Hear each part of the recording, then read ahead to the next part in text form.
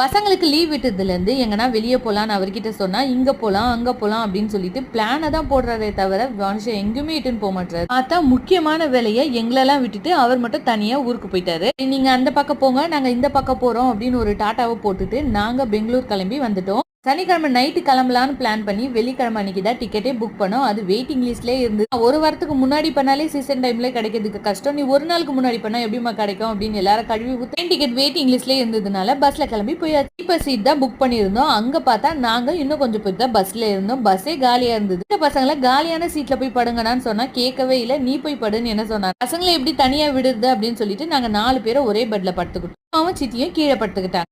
பஸ்ஸோட சேவை எங்களுக்கு வேணான்னு சொல்லிட்டு அவங்க கொடுத்த போர்வையெல்லாம் தனியா எடுத்து வச்சுட்டு நாங்க கொண்டு போன போர்வையை விரிச்சு நல்ல ஒரு தூக்கத்தை போட்டாச்சு. இதுதான் ஃபர்ஸ்ட் டைம் என்னோட தலைமையில நிதியமைச்சரா இருந்து நான் எல்லாரையும் டூருக்கு அழைச்சிட்டு போறது. இந்த ட்ரிப் எப்படி இருந்தது அடுத்த வீடியோல சொல்றேன். அதுக்கு முன்னாடி சேனலை சப்ஸ்கிரைப் பண்ணுங்க.